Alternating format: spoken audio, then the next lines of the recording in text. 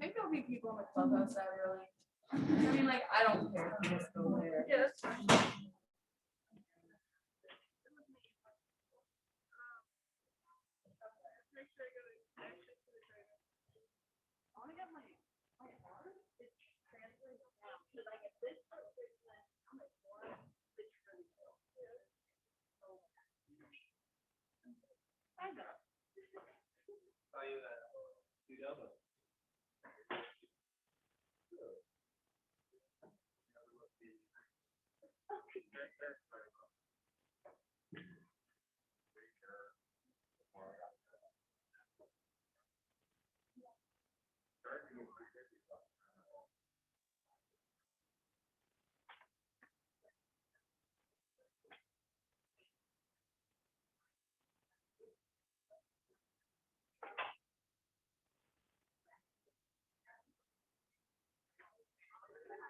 So Kelsey, did you guys split with them?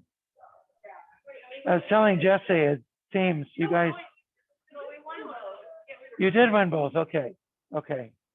At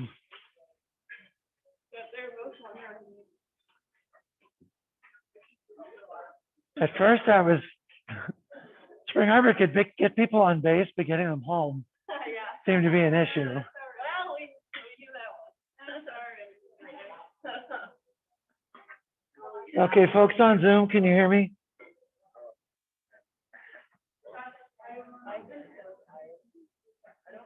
Yeah, good. Thank you, Kaylee. Okay. All right. I slept 9 hours Saturday, 9 hours Sunday. I still feel like Okay, folks. Welcome back. Something before we start that I'd like to point out. So we talked about heparin-induced thrombocytopenia last time. We saw that antibodies against the platelet PF4 protein and heparin, that complex, tend to activate the platelets. Well, lo and behold,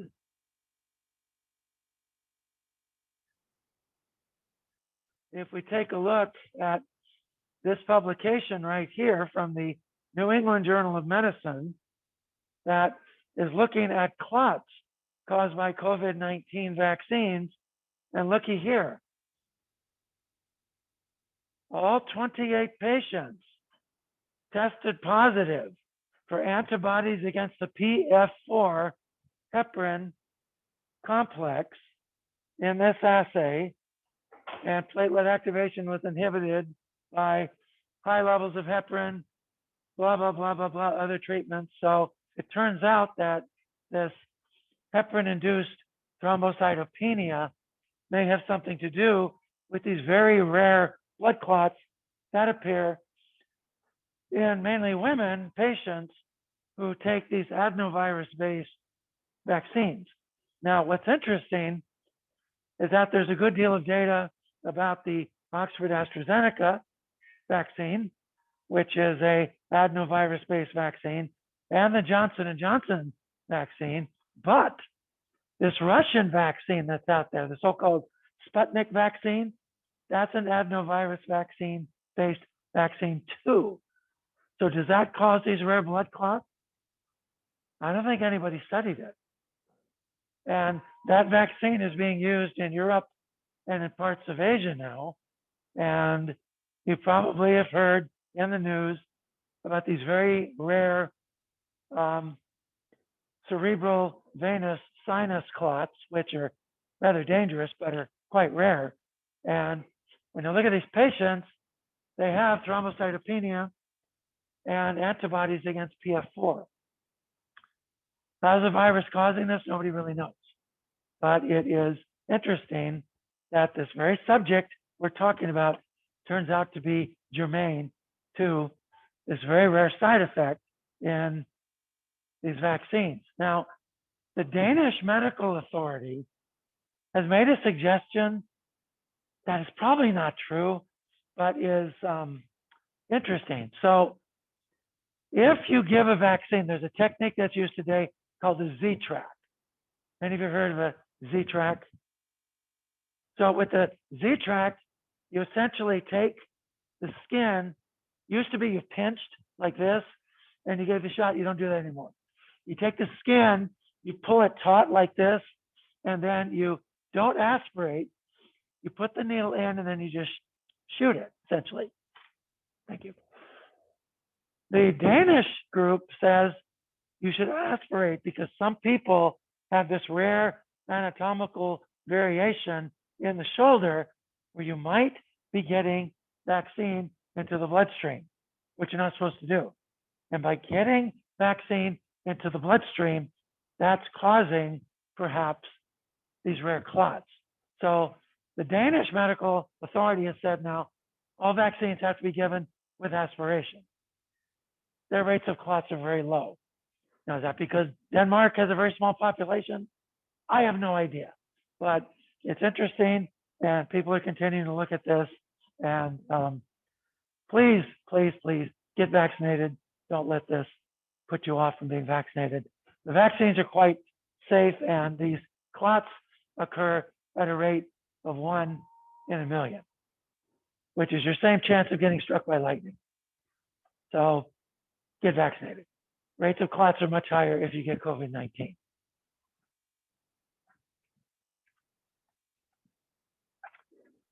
All right, I thought I'd throw that in there because that's kind of interesting, contemporary stuff and what have you.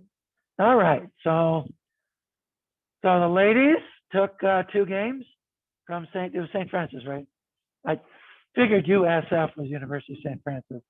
And Evan, how'd you guys do?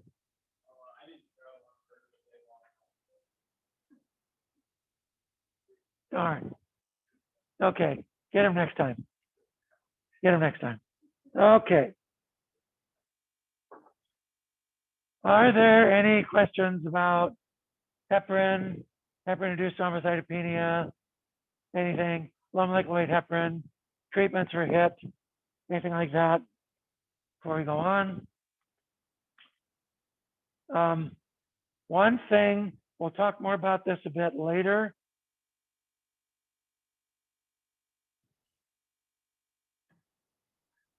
But I think I should make reference to this. So heparin has to be constantly monitored, and the test that you run on the blood of someone who's on unfractionated heparin is called the activated partial thromboplastin test. So this gets abbreviated APTT, like that. And someone not on heparin, and just very briefly, the way you do this test is you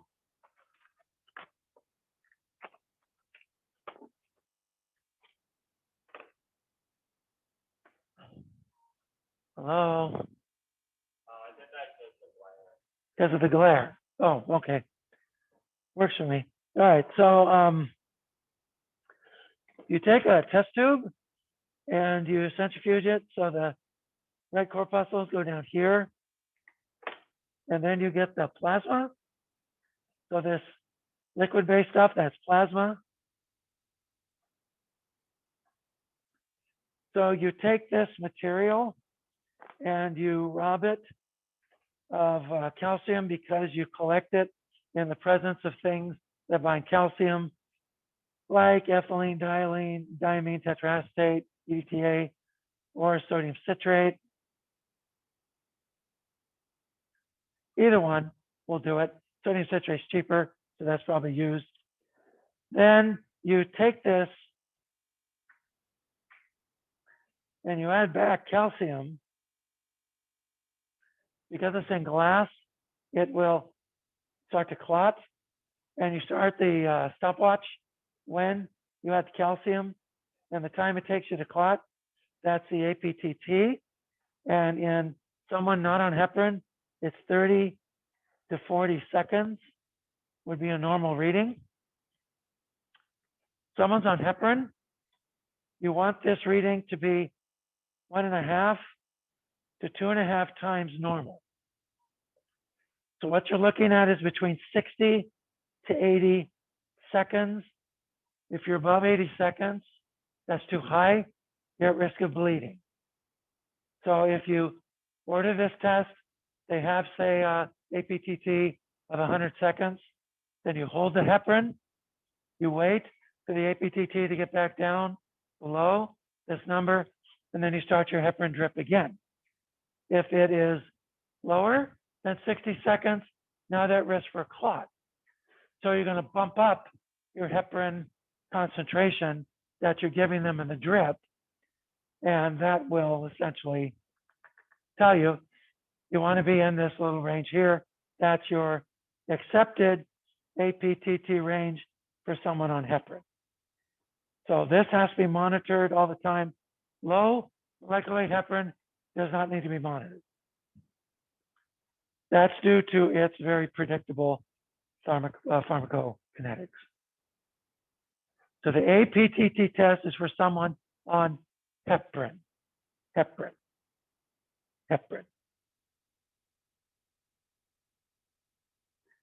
We're going to see there's another test for people on warfarin called the prothrombin test, the PT test.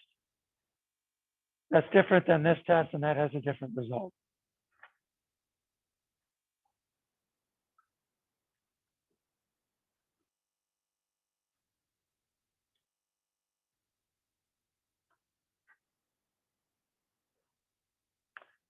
Okay, so back to warfarin. Heparin works quickly. You give someone a shot of heparin subcutaneously, you give them a heparin drip, it works right away. Warfarin does not. Warfarin takes days to start working. And again, it works by means of affecting the post-translational modification of clotting factors 2, 7, 9, and 10. It is extremely efficiently absorbed from the GI tract, but it's subject to pretty wild personal variation. So warfarin acts indirectly. That's very important to remember. So it is a vitamin K antagonist, and it specifically affects those 4 clotting factors we mentioned, factors 2, 7, 9, and 10.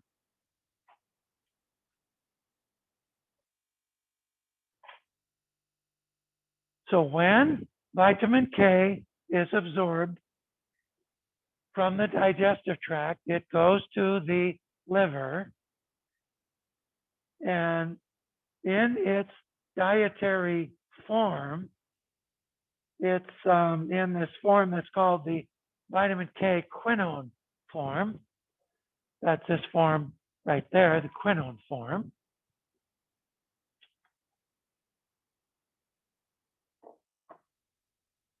And the quinone is then modified so that you have a so-called hydroxyquinone form. And that hydroxyquinone form is the form that will be used by the liver. Now, this hydroxyquinone form, as you can see, is used in the post-translational modification of these clotting factors. So those clotting factors are made in a version that's not yet active. It needs to undergo this modification before they're released into the bloodstream and are completely active.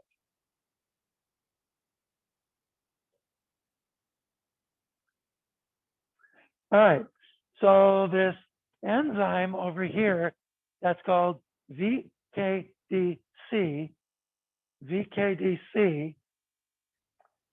that is a carboxylase. And it's going to take the amino acid glutamate, and it's going to convert it into gamma glutamate. And let's take a look essentially at what that looks like.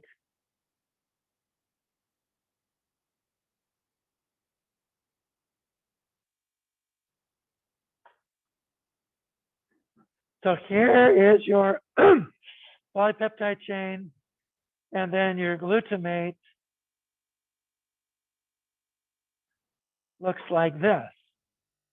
Okay, well, fine and good. Once it gets subjected to that carboxylase that requires vitamin K to do its job, it's going to look like this. So carbon dioxide comes in. You'll need vitamin K, and you'll need this gamma glutamyl carboxylase.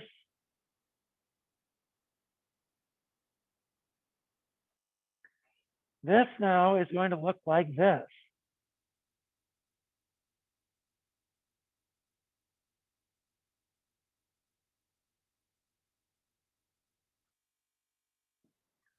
That's gamma glutamate.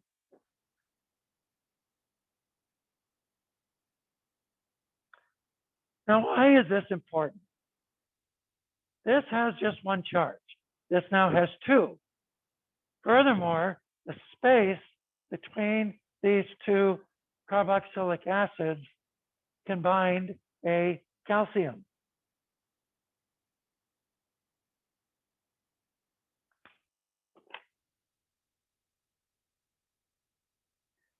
And binding calcium is essential for the activity of this clotting factor.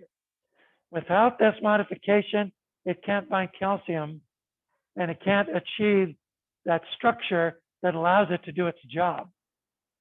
So this modification is essential for the function of this clotting factor.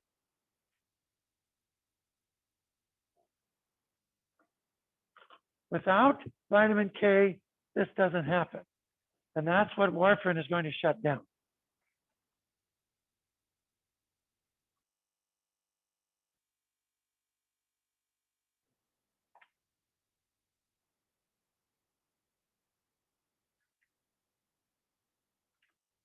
All right, so we have the is VKDC. That enzyme VKDC is an epoxide, vitamin K epoxide reductase. And when you use this enzyme, the vitamin K gets oxidized. This epoxide now has to be reconverted back into this form here, this quinone form, so it can then go back to the hydroquinone form. Well, warfarin is going to inhibit this enzyme here, VCOR. VCOR is the vitamin K epoxide reductase. I call this, this is a vitamin K dependent reductase. Vitamin K dependent reductase. This is a vitamin K epoxide reductase. VCOR is inhibited by warfarin. That inhibition of VCOR prevents warfarin from being recycled. Since warfarin can't be recycled, it cannot modify the clotting factors. Can't modify the clotting factors. The clotting factors are not released as an active form. They're released and they don't work. That's how warfarin prevents clotting.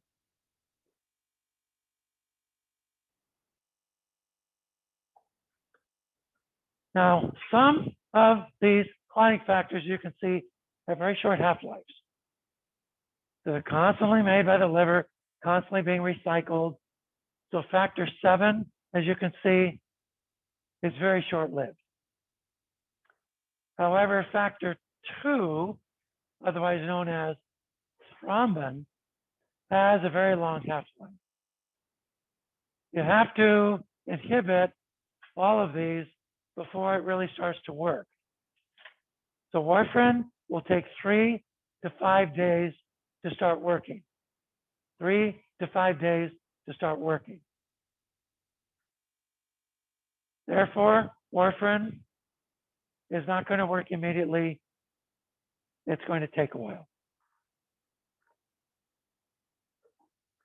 Now, there's another caveat with warfarin. Let's go back to the blackboard here.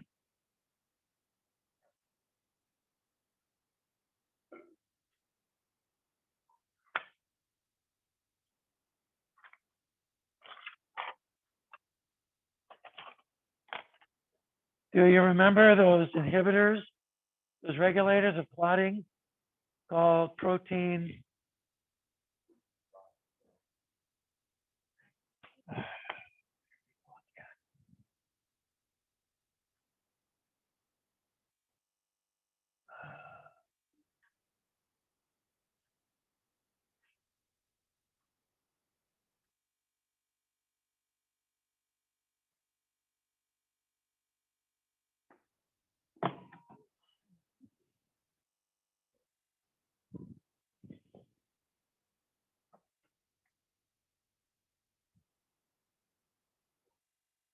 Well,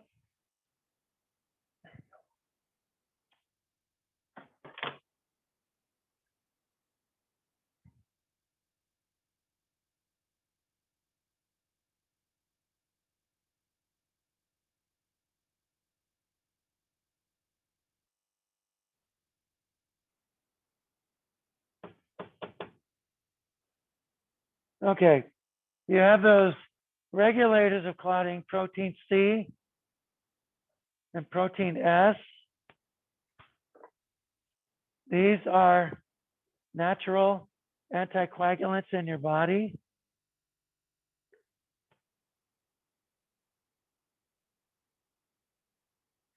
These are also modified by vitamin K.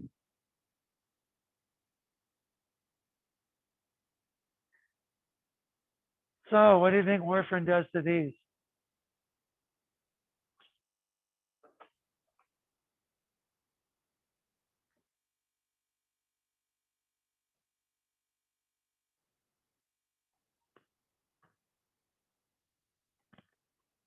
Warfarin going to prevent these from working? That's exactly what warfarin does. Now these have very short half-lives.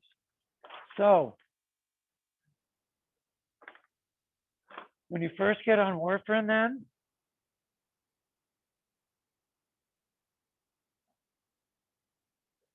you put a patient on warfarin, the first thing that happens is that the patient tends to be able to clot their blood very quickly at first. So coagulation goes up, and then after 3 to 5 days, then coagulation will go down.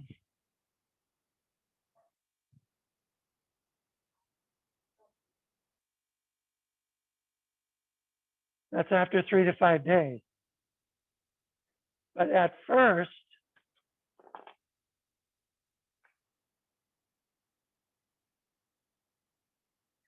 coagulation goes up. And when you first put a person on warfarin, you get clots in the little tiny vessels in your skin, and you get skin necrosis.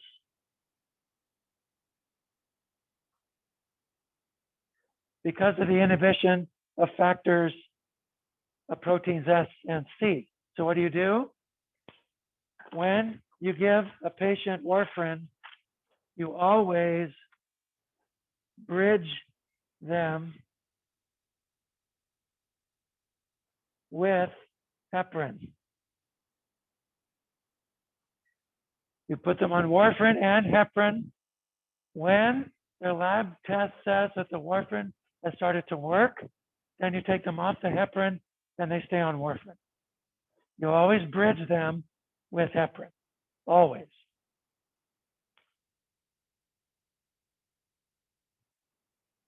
Does that make sense?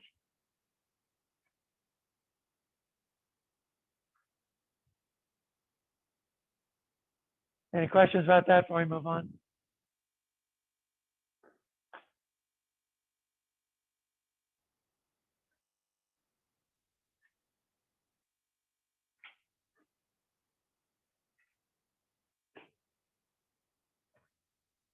So warfarin is given as a racemic mixture of the R and the S stereoisomer, and the R and the S stereoisomer will both inhibit VCOR. However, the S stereoisomer is much better at it than the R stereoisomer. And the S stereoisomer is metabolized by different cytochrome P450s than the R stereoisomer. Now, here's the other piece about warfarin. Cytochrome P450 2C9 is subject to extensive genetic variation. Some people metabolize warfarin quickly, others metabolize warfarin hardly at all. Second thing about warfarin, VCOR. VCOR is subject to genetic variation in people. In some people, it's inhibited very extensively by warfarin. In others, it's only modestly inhibited by warfarin. So your warfarin dose is going to vary from person to person, sometimes wildly. So you put them on a standard dose and then you test them. If you need to dose them up, you dose them up. Need to dose them down, you dose them down, and what have you. Now, do you think warfarin activity is affected by the amount of vitamin K in your diet? Indeed it is.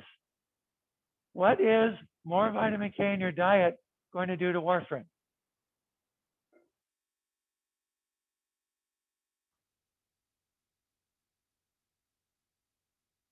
Is it going to increase its activity or lower it?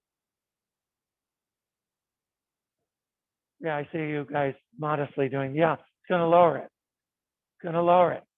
So whenever you go on warfarin, you get this long list of foods you're supposed to stay away from.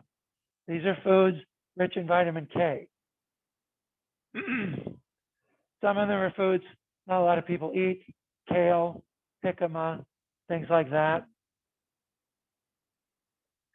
And if you eat a lot of that stuff in the first place, they'll tell you, well, then make sure you keep eating that so that your dose is stable. But essentially, when you translate this, and I asked my nursing students once to translate this, and I have a dear nursing student named Grace Ostrander. Grace doesn't mince words, and Grace said, oh, in other words, this drug is a big pain in the butt. And I said, Grace, you hit it right on the nose. And it says, this drug is. It's a big pain in the butt. That's why it's being used less and less, because you have to constantly monitor it.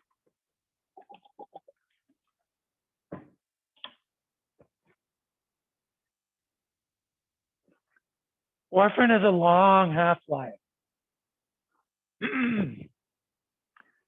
It's charged, so it extensively binds plasma proteins, particularly albumin. And its metabolism varies from person to person. It's affected by nutrition. It's affected by anemia. It's affected by liver disease, biliary obstruction, other drugs, varies greatly. Here's a short list of the drugs that interact with warfarin. There's a short list.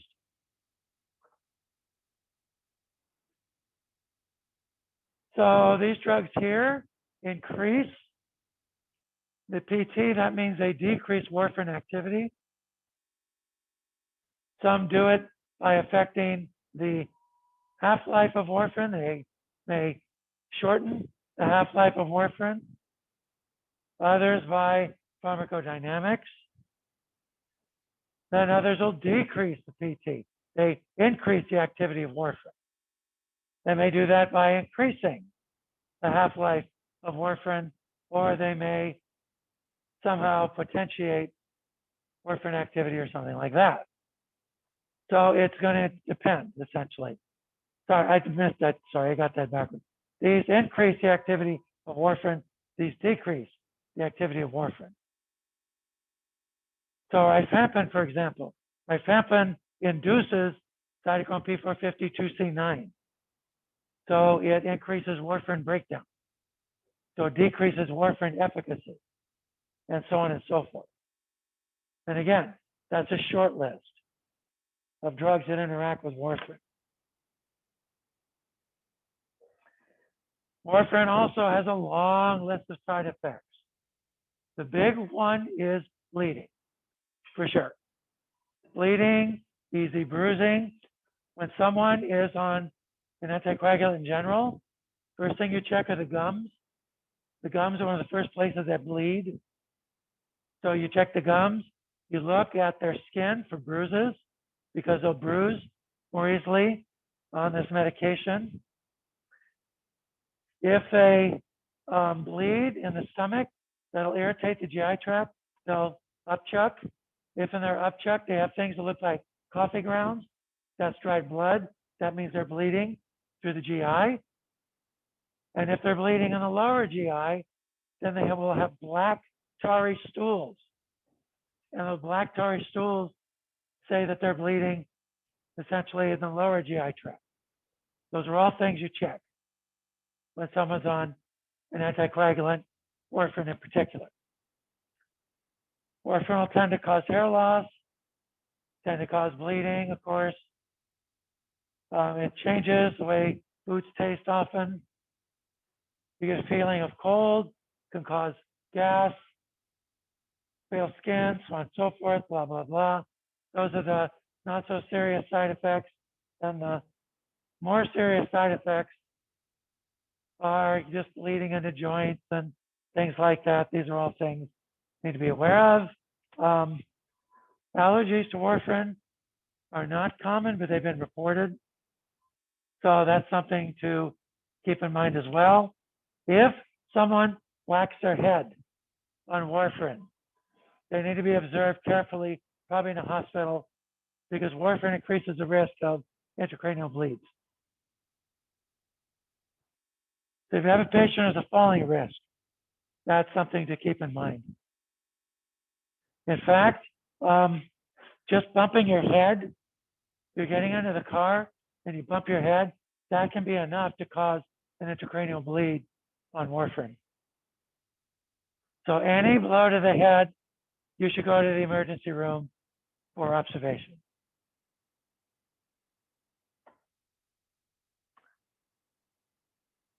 Pregnancy. Heparin is safe. Warfarin is not.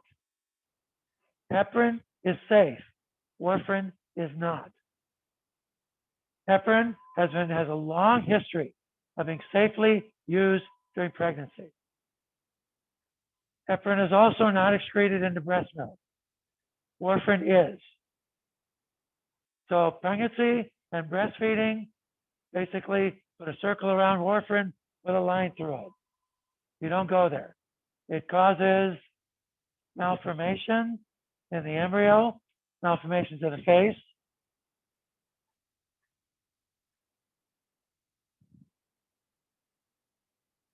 And you get Coumadin-induced necrosis. If you bridge with heparin, you prevent that. And warfarin toxicity, of course. Ecchymosis is bruising with blood underneath the skin. Ecchymosis is very bad bruising. Some people call it a blood bruise. Blood bruise. Purpura, that's bruising. Hematuria, that's blood in the urine. Blood in the urine. That's another sign that you'll look for. Urine should not be pinkish. If it's pinkish, that's hematuria. Also, dip the urine for heme. They're good dipsticks for that. And then, of course, look for hemorrhage. Antidote to warfarin, vitamin K. But vitamin K takes a while to work. Is there a faster antidote? Yes. The answer is whole fresh plasma. Whole fresh plasma is a fast antidote to warfarin toxicity.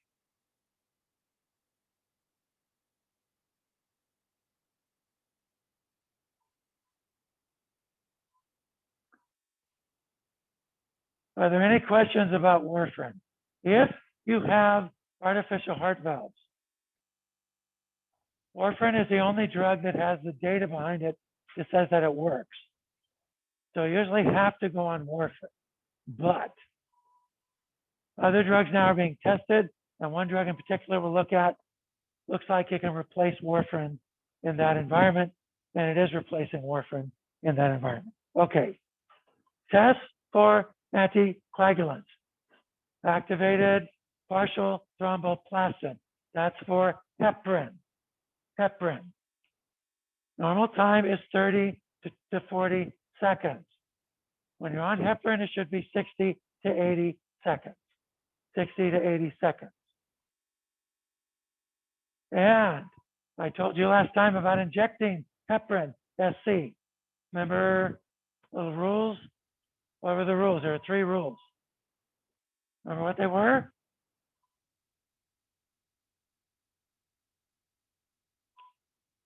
You inject 1 inch from, say it again, 1 inch from a scar, 2 inches from your navel, and then do you inject into muscle? No, never. SC, you pinch.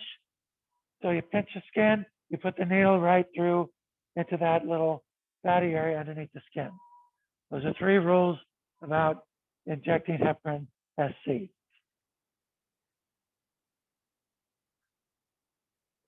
The prothrombin test. Prothrombin test. You take your serum. Your serum does not have any tissue factor. You add tissue factor to the plasma. There's tissue factors in the cells. Once you add tissue factor, when it clots, that time is your PT test. Now, there's a problem here, and it's this. Different kits from different manufacturers will give you different times. So every kit comes with a standard that you divide your time by. That gives you a standardized number called an INR, International Normalized Ratio. Internationalized Normalized Ratio. For normal people, that is people not on warfarin or something like that, the INR should be between 0.9 and 1.2. 0.9 and 1.2. So it's about 1. It's about 1. On warfarin, it should be between 2 and 3. It should be between 2 and 3. If it's 4, it's too high. If it's 1.5, it's too low. If it's 4, you need to up the warfarin dose.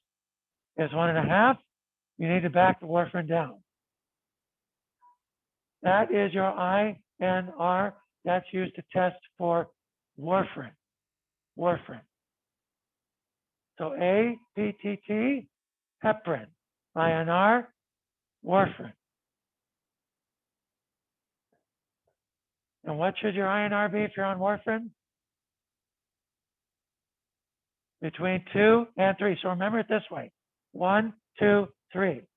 Normal is 1. On warfarin is between 2 and 3.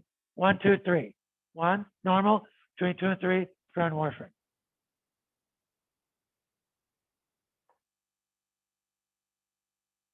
And that just is a test that the way you run it, you decalcify the blood, throw in tissue factor that you buy with calcium, start the clock, and that time is it.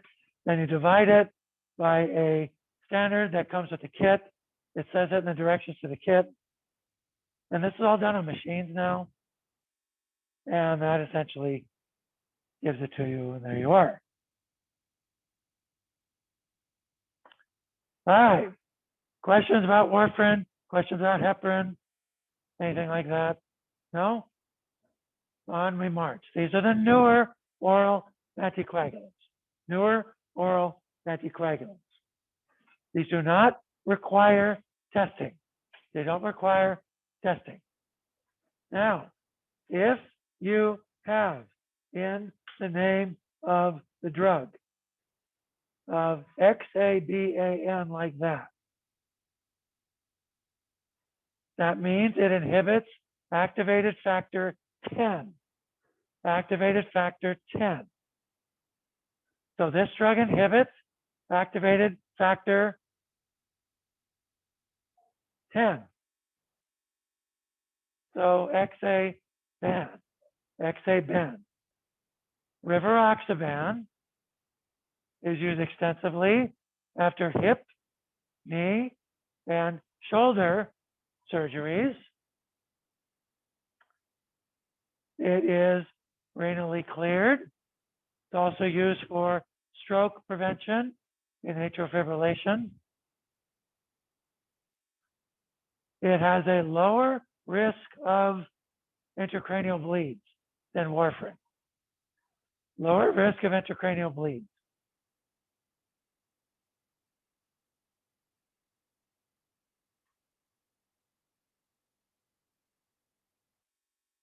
The main side effect is bleeding, of course. But this drug is a useful drug also because it plays nicely with other drugs. You don't have the number of dietary, genetic, and drug-drug interactions that you have with warfarin because it's largely renally cleared. This goes by the trade name of Xarelto. Xarelto. Apixaban. Apixaban. Look at the ending. This drug inhibits activated factor 10. Good. This is the safest of the new oral anticoagulants. This is the safest. This drug now is starting to replace warfarin because several tests that data from last year showed that this drug is effective and safe in patients with artificial heart valves. So this drug is being used to replace warfarin in people with artificial heart valves. This goes by the trade name Eliquis. Eliquis. Some people say Eliquis. You know, potato, potato, I don't really care. This drug is also used for arthroplasty. It is metabolized by liver and kidney. However, its tendency to interact with other drugs is small. So this drug also interacts well, plays well with other drugs. Oh, this drug is nowadays a drug of choice for people with atrial fibrillation if they need an anticoagulant. Okay, Edoxaban. Edoxaban, look at the ending. How does it work?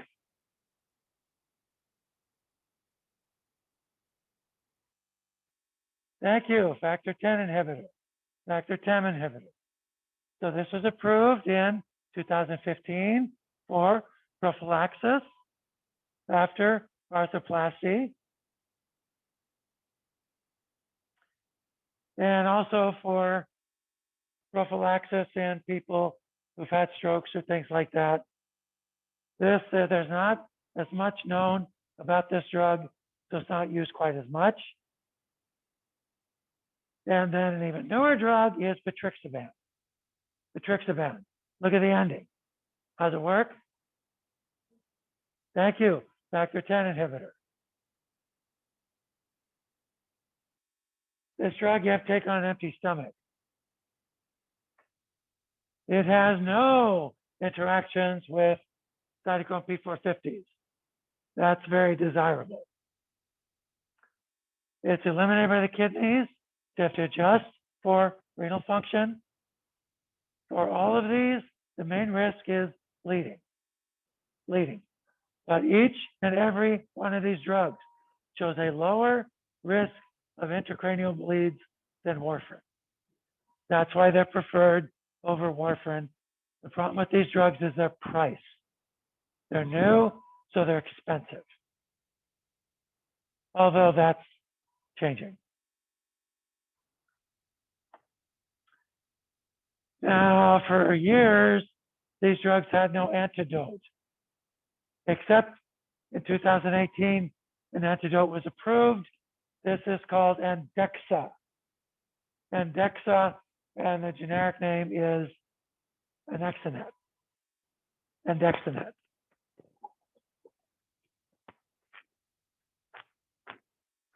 So this is a recombinant factor 10 dummy. And this will bind to these anticoagulants, and essentially they're binding a dummy target.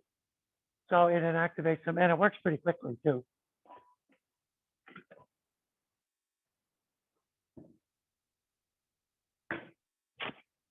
You usually give it intravenously.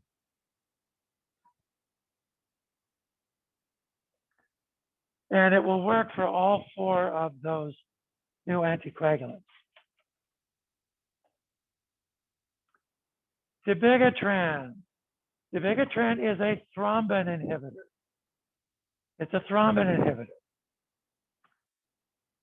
This was the first drug that was made to challenge warfarin. In several clinical studies, this drug showed a distinctly lowered risk of intracranial bleeds compared to warfarin. This drug also needs no testing.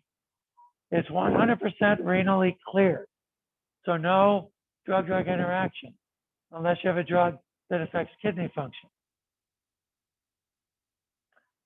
The big side effect of this drug is GI bleeds. Your risk of GI bleeds goes up.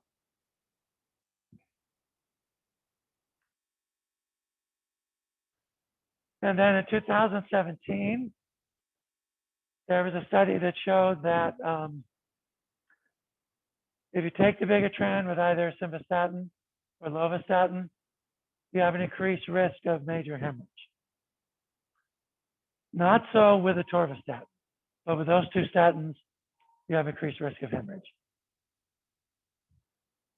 So this is a direct thrombin inhibitor, and it's useful in people with atrial fibrillation. Bless you. What about the antidote for dabigatran? There is an antibody against dabigatran called idorisizumab. Say that fast 5 times.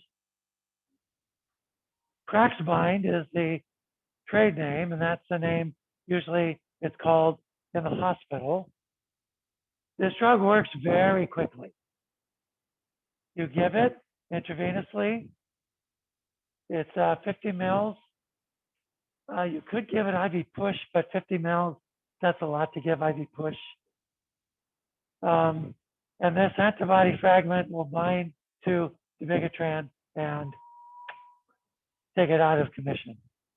Works very quickly. And that's what it looks like in the vial. It's ready to go. You add the liquid to it, shake it up, hang it. Very, very fast.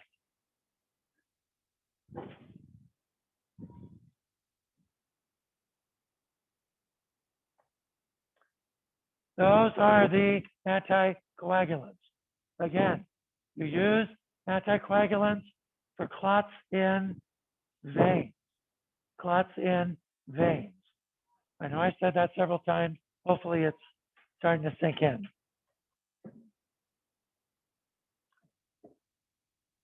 All right. Josh, which lab test do you use for warfarin?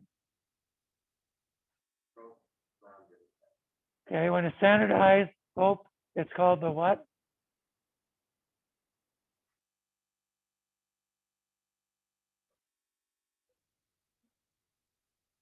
No, that's for heparin. That's for heparin. You standardize the PT test and now it's called a INR. There you go. INR. Sarah, what does INR stand for?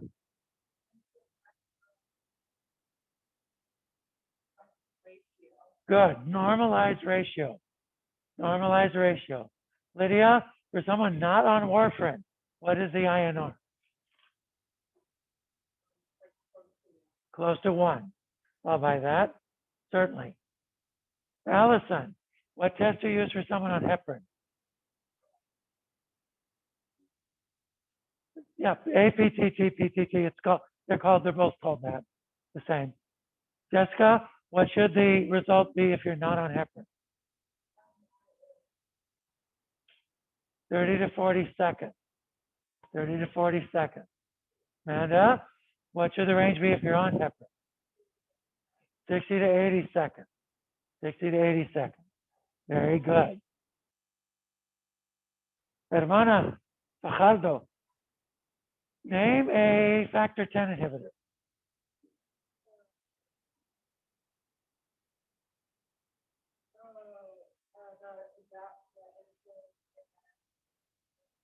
Okay, now name one of them. Rivaroxaban. Rivaroxaban, say it. Very good. Miss Matlock, give me another one. Apixaban, good. Jacob, another one. Edoxaban, good. Then? Etrixaban, very good. And then, Greg, name me one that inhibits vitamin K.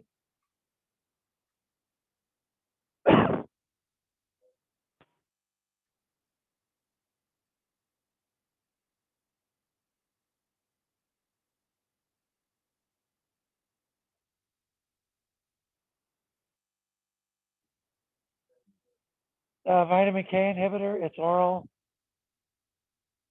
It's cheap.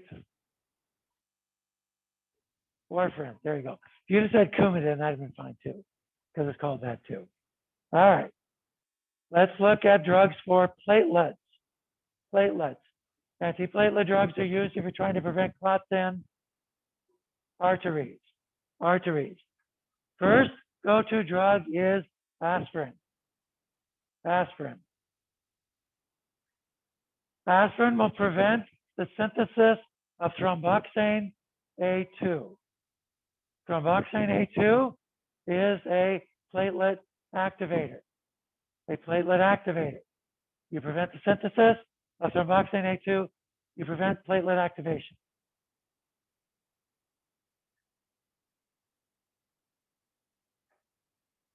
Aspirin can be tolerated at low dose, but you do have to look at GI effects of aspirin. It can cause ulcers, peptic ulcers. There are some other antiplatelet drugs. These tend to not be used because they're not terribly well tolerated. They are used in other countries. So you have these drugs that are antagonists of thromboxane receptors, and these are not used in the US. Celebrex is used for arthritis. It is not used for antiplatelet activities. It's just used for arthritis. You don't want to use it for antiplatelet activities. We'll see why when we get to NSAIDs. But these drugs like this, iloprost, things like that, those tend to be used for things like pulmonary arterial hypertension. Vorapaxar is a relatively new drug. It inhibits the thrombin receptor on platelets. Remember, thrombin activates platelets too. By inhibiting thrombin activation of platelets, you can inhibit platelet activation. So Vorapaxar inhibits the thrombin receptor on platelets. And this thrombin receptor antagonist, Vorapaxar, is used for people with a history of heart attacks, people with peripheral artery disease. It will reduce new heart attacks, new strokes, things like that. Main side effect is bleeding and bruising. It can cause anemia in a fraction of patients. It'll cause depression, and it may also cause rash or other skin irritations as well. That's Vorapaxar. It goes by the trade name of Zontivity. Zontivity. And yeah. Okay. All right, so you can see there's the thrombin receptor. They're called PAR1 and PAR4, and Vorapaxar inhibits those.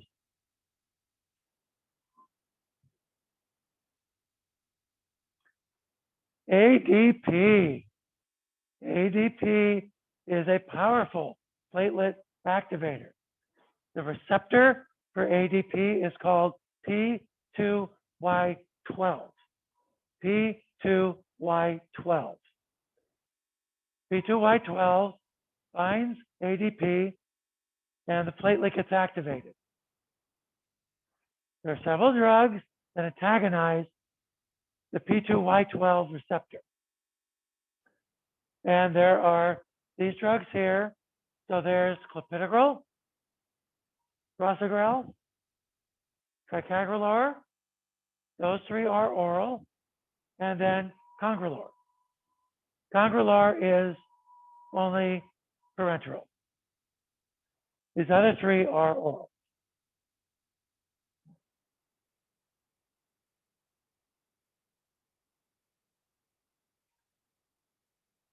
So as we can see here, when you have ADP,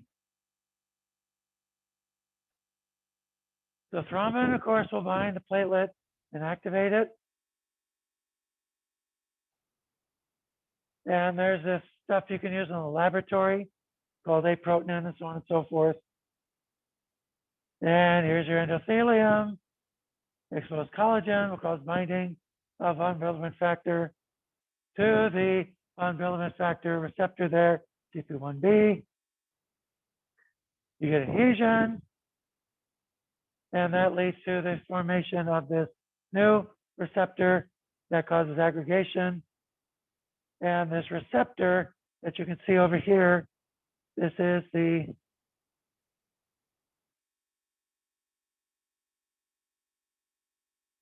that's the P2Y12 receptor. And if you inhibit that receptor, you can inhibit these other steps here. You inhibit aggregation, you can inhibit adhesion, and so on and so forth.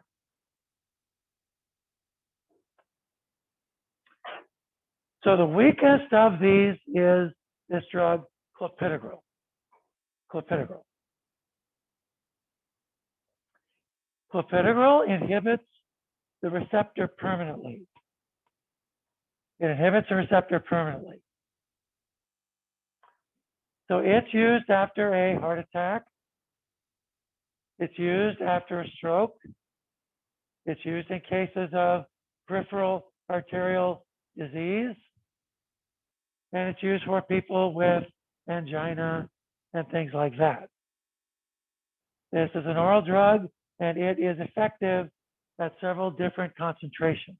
That's one of the usefulnesses of clopidogrel.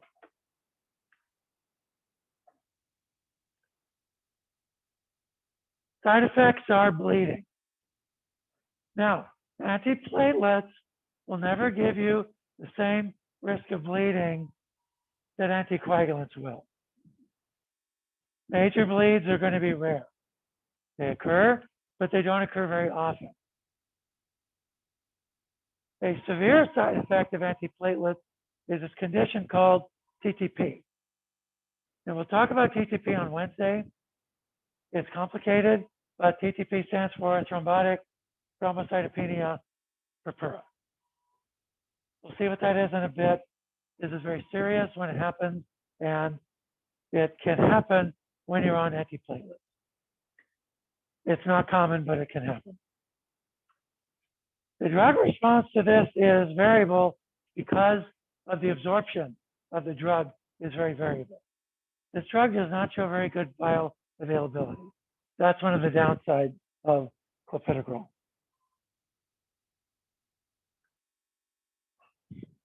Clopidogrel is a prodrug. It's metabolized by cytochrome P450 2C19. So you don't use it with proton pump inhibitors because those inhibit 2C19. And clopidogrel will now be rendered inactive. It won't be active. You'll have treatment failure on clopidogrel. So those two you don't put together. Also, NSAIDs. Be careful with NSAIDs. You can use it with aspirin, but other NSAIDs, you don't use it with other NSAIDs. All right, that's all we have time for. We'll pick this up on Wednesday. And after we finish this stuff, that'll be it for your test on Monday, the following Monday. Okay?